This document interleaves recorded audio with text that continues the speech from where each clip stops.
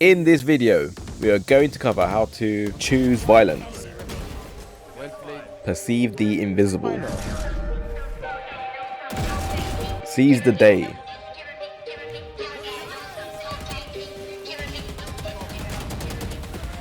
and how to out-hit everybody. Last player standing. One enemy remaining. Now. There's a peek. Peek. Bro. Bro. No way, bro. My name is Petting Cat, and this is episode 2 of my video series, Petting Valorant. In this video series, I have compiled all the VIP Valorant skills you need to be a top cat, and I've grouped them into 3 separate levels. Self-Meowstery, understanding the matchup, and cognitive resonance. By the end of this video series, you will know what it takes to be a proficient Pawsome player. Level 2, understanding the matchup. Understanding the matchup introduces us to the ultimate skill in all of Valorant, seizing the Meow-ment. At level 2, hitting huge, inconceivable plays transcends the realm of fantasy and becomes inevitable. This level relies on our anticipation and decisiveness of taking round-winning opportunities that will lead our team to victory. Here are the 3 skills that form level 2. Number 1, Foresight.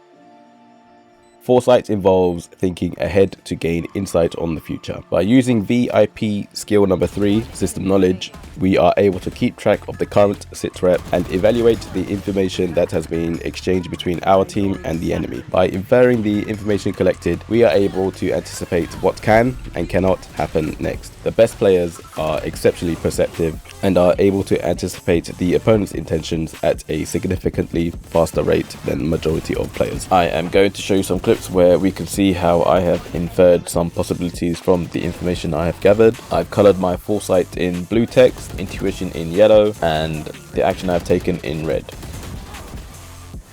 In this clip, I am battling Gecko, and during the battle I hear footsteps water, so I foresee a teammate coming to assist Gecko. I isolate the fight so I can just pick off the teammate coming to help Gecko, and then switch back to Gecko again.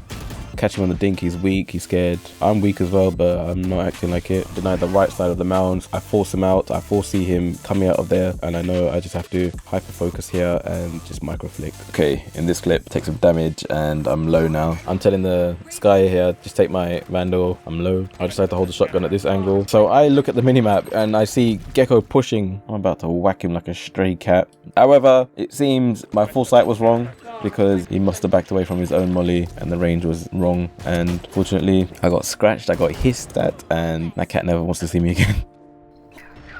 In this clip, I see that the cipher trips are intact B main, so my Foresight is telling me that they have not exited B main yet, so I believe I got a nice line if I take this space quickly and just shoot my Hunter's Fury down the line of B main and I catch one. I've got Brimstone there to back me up, holding tiles for me. He's fragged. So as Brimstone dies there, I've only shot 2 out of 3 of my Hunter Fury bolts. So what I foresee is possibly the chamber will try to look for me trapped in my ult animation, so I quickly disarm it. I believe he still thinks I'm aiming it, so he's got a free kill and I'm going to take advantage of it. So I'll do a quick peek, pet him, teammate calls one more, I recon, and the recon reveals that KO wants some, he's trying to swing me, tell him to hold that dead zone. The recon caught Killjoy as well. I've got aggro in a mid, so I'd reposition, hold a funky contact point, off angle, and just finish her off as well. Okay, in this next clip, the enemy team are entering site, they're killing my team. I'm just ready to micro flick anyone. And then I hear fire in the hole, so I foresee Ray's trying to kill us, and it's optimal for her to jump just to avoid getting flicked. You can see her team getting petted, so I move my crosshair slightly above head height because I anticipate her jumping. Bang. Okay, in this clip, we're just trying to hold site here. Killjoy has B main, Reyna has CT. I'm going to help Phoenix here. I'm low on health, so I'm just pulling aggro here. I don't think they'll expect Phoenix where he is. Pulling aggro again. And I see Phoenix in his flash animation. I foresee a flash come in and I decide I'm going to swing off that. Flashes, I know one's rafter, bang. Flash again, bang. Okay, in this clip I foresee my death. and I just throw my Vandal to a teammate. So I am absolutely finished here. Throw it to Jet. And then Jet will just clean up. That was a nice flick. Bang, bang. Skill number 2. Intuition. Information expires quicker than a cat's attention span. So in the case when it does, we must use the other half of our ultimate skill, intuition. Intuition is a survival instinct that uses our pattern recognition capabilities. In the heat of battle, intuition skips logical thinking and reasoning to give us the most direct answer as fast as possible. Getting a feel that you have dragged all the opponents into one particular site and that it is time to rotate, or the enemy believes that the round is winnable, and anticipating that they will commit ultimate resources to convert the round, and on top of that anticipating that they will not commit to a spike defuse. There's no direct evidence for it. There is no explanation for anyone knowing other than just pure quality time put in actively understanding the scenario and storing it as experience to recall it later when the pattern is recognized through survival instinct. To actively develop intuition, you must have high quality game experiences and seek guidance from expert level players or petters. The best players tap into level 3 and distinguish the line between a gut feeling and delusional paranoia. You do not want to be the guy who acts like a cat in a room full of rocking chairs. Here are some examples of intuition.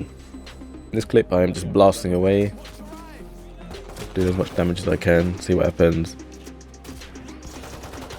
We're smoked off main. I spot that it is a poor smoke and I feel I can catch a timing on the enemy team who might believe that the smoke is covering them, and I catch Sage. Okay, so in this clip, my team are planting A side right now. I'm assuming that in the enemy team comms, they're telling each other of planting A. So essentially, they pulled aggro to A, and I have no evidence of this, but I believe that she will not clear this corner because aggro is A. Her attention is on A, and she thinks Jet has swept up mid, and it's safe. And because Sage has cleared this corner, Jet won't clear it because it was literally just cleared by Sage less than a second ago. I believe I got a clean lineup. Jet will assume everyone's on A. Easy lineup. Job done. Okay, so here I'm gonna look for Reyna's gun just to upgrade, and my intuition is telling me that this area deny, this sound deny, vision deny is leading the enemy to believe that this door will not be pushed. It's impossible, and I believe there's a pocket of timing for me to catch maybe a couple and jump back in with the smoke. To go for the gunfire, the orbital strike, just masking my footsteps, masking my gun upgrade. Get one. She believes she denied area. I got lucky. Killed her. Done. Okay, so this is part 1 of the same intuition case. What you're going to see here is a weird sight.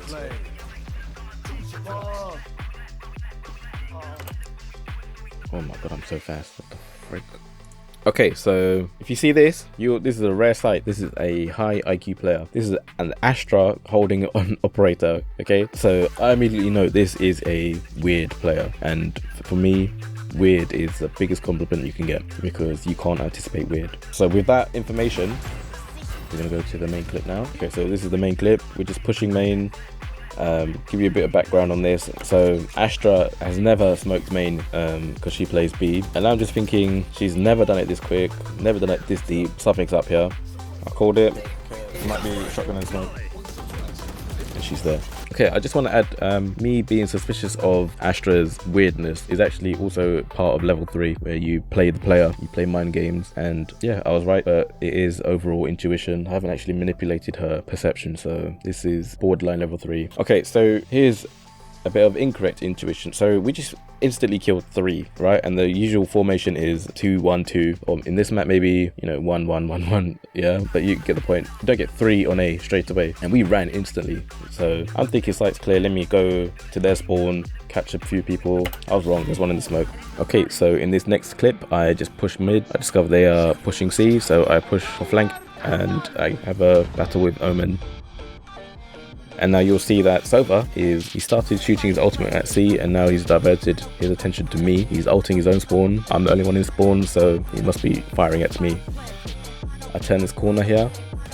He's casually pushing C long, and I'm thinking, why is he just leaving me and going straight to C? And my intuition is telling me he must have another layer of defense to be so comfortable with me pushing along. So I'm a bit weary here. I decide to hard clear the next corner, and I catch the killjoy, and then I expect a refrag. I catch the first flick, but I'm not lucky enough to get the breach. I get wall banged.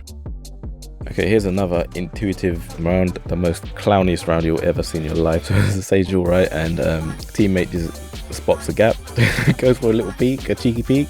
You know, my teammate here don't give a F right now, just like a cat. So yeah, the Sage wall goes up. Teammates Whiskers say that she can fit through this little gap. Good job, her intuition is spot on there. Caught a lot of people off guard. Nice play. The Sage, he has the same intuition. Like what? The teammate, the whole team just got wiped by that same play, and Sage is just oblivious, looking at the sun. I don't know what she's doing, looking at the city. Gets put down. And this guy does the same thing. This guy is looking at the wall. This is like a semblance of mortal, and they fall for the same shit. Yeah, I'm telling you, intuition is a hell of a thing, man. Skill number 3, seizing the Meow-ment.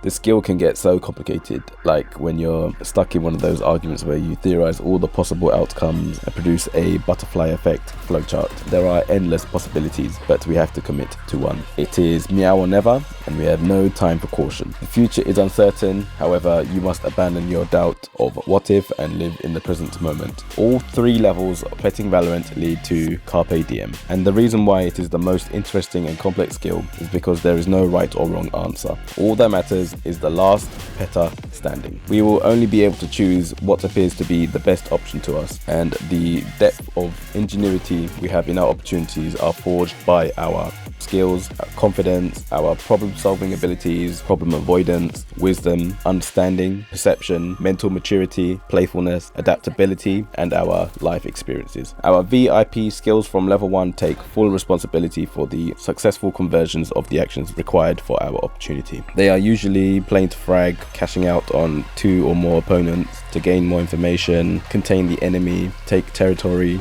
aggro management, refrag to anchor, playing passive and punishing, crosshair displacement to upgrade a weapon, and so on. Each action we take has a risk, a reward, and a probability of success. So the risk and reward are usually the same. What do we gain? What do we lose? And they're usually weapon, territory, spike control, time, do we get frags, information, and success is dependent on 3 factors. 1, confidence and skill. The VIP skills we have from level 1 are responsible for converting 100% of the chances we get. If we are able to get a potential backstab on 5 people, are we able to pull off the 5-man spray? Our opportunity may be the most reckless, one-dimensional play of all time, but it doesn't matter if our superior raw mechanics bring us closer to the win condition. Number 2, decisiveness. How quickly we recognize the opportunity with our foresight or intuition and decide to take actions. You may see a round-winning play in hindsight, which is cute. It means you're halfway there, but the ultimate goal is being one with the present and delivering it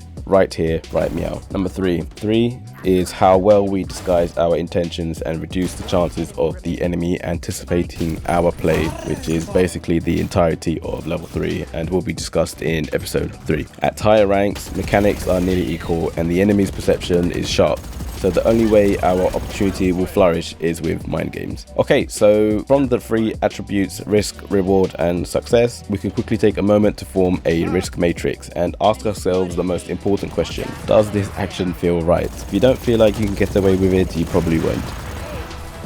To quickly summarize the process of creating an opportunity, first we use VIP skill number 3 to gather information, then we use our level 2 foresight to infer the enemy's next probable play using the evidence we collected from the first step. If the information has expired, we can try to fill the gaps with our level 2 intuition. Then we can map out opportunities and actions and analyze using a risk matrix and decide what feels right. And then lastly, we choose the action we want to take and use our VIP skills from level 1 to execute the opportunity. And this process is constantly looping until the round ends. Let's take a look at some examples. In this clip, I decided to hit them with the Insanity playbook. I decided to flash heaven and just TP rafter, see what I can do. I think it's the first time I'm doing this play, so they're not going to expect this. Catch Jet, catch Omen. I believe I got perfect timing here. They're not going to expect the rotation. Looking for the breach, he's not there. Bad smoke by me, not gonna lie. And then I one tap him and I get compliments from my new fans. What the fuck, Omen? What This is the my man. fuck? This No. What the fuck? This shit. I see right now. Oh, fuck. Okay, so in this clip, the plan is just to take mid control, push up, maybe just start a fight mid, see what happens. No one turned up, so I just decided to set up a camp here and stay. It's really slow right now, just waiting to see if they hit and I'll flank them, or if they're gonna try and rotate and I'll just catch them on a backstab. I hear sounds top mid. I tell my team that they are mid, so my team collapse to mid. We wait for the ambush. Okay, so I give information that they're coming mid. What Sage is doing, it's okay. She's pulling aggro, so she's got their attention. They won't clear me. They can't afford to turn their back to her, but she doesn't need to die, you know. She dies. I don't want my team to get wiped, so I have to take action now. Catch 2. I have aggro now. Full aggro. Let Reyna clean up. Just in case KO tries to refrag his teammate, I do a slight jiggle here. I call him, I say, come on kitty, hey boy. Reyna uses my aggro as crosshair displacement to take another pick. Nice cleanup by Reyna, well played by her. Okay, so in this clip we're on eco. I initially buy a sheriff. I noticed Raze has gone nuts. She's got armor and judge, so I just buy a stinger. I'm gonna match her aggression. I ping on my way, we're ready to go. We'll walk into Arlong Park.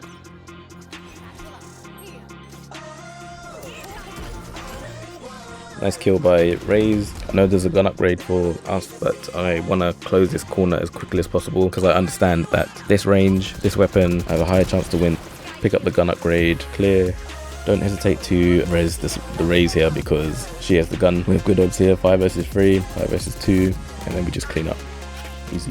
In this next clip, the plan is to fake A and we're going to hit B. I smoke to deceive their Foresight, and I can see that Fade's dogging, Killjoy showed them presence, they're fighting, there's gunfights going on. They have visual confirmation from Neon. So I decided to peek here because my intuition, from my experience, if you play this fake for too long, what happens is the enemy team will just clock on that there's not as much noise as there should be with 5 agents, so they'll start to spread out again, going mid, going back to the other side just to shore up because they have a feeling that not everyone's there. So before that even happens, I just take first contact quickly, and I do catch the Raze, caught her off guard. Nice pick. We have great timing here. I believe we sold A very well. Even with the lockdown going down, they're going to be confused, so I'm just taking this opportunity and cashing out fully on the fact that I believe we have sold the fake. Pushing deep into CT spawn, catch Sky with her pants down. Reminder, I'm the king of the jungle, I'm the lion here. I pet the cat. I smoke there to delay refrag, just to reposition. It slows down the retake because they know I've killed Sky CT. They're going to have to clear everything,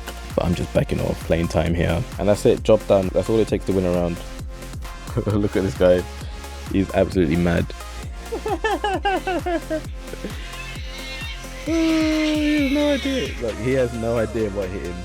Okay, so in this next clip, I see Killjoy has an ultimate, and I foresee a million out of million times Killjoys will just ultimate underground. Okay, I'm going to race Killjoy underground, and I'm going to scratch Killjoy's chin while she's trying to deploy her lockdown underground.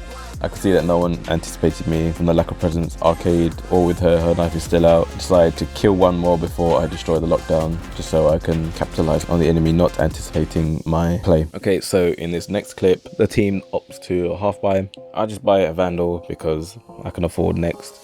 Team decide to just go mid. We have low expectations for this round. I really want to get a kill and upgrade my team. That's all I want. So my team are just putting pressure mid, putting pressure art. Reyna flashes, draws aggro to art. They're probably anticipating death ball in art, and I believe they got full aggro. I could capture timing on A side, and I can. I give Fade a petting there, and like my mind is go. Instantly deny secret there, chuck my gun and look for the upgrade. Team is a Vandal now, another Vandal, and I'm holding secret. Brimstone delays plant for some reason. I believe he's delayed again by the breach ultimate.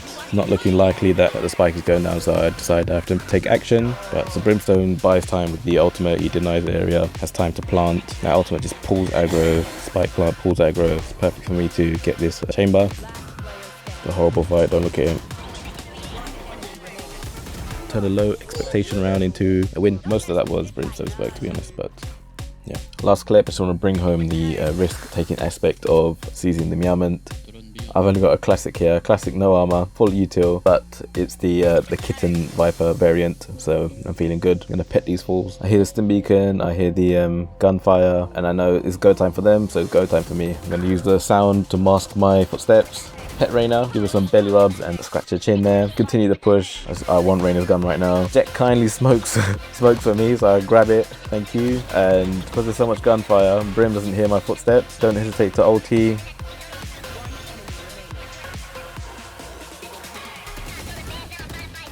Easy. That's the power of taking risks. You can convert around with a classic.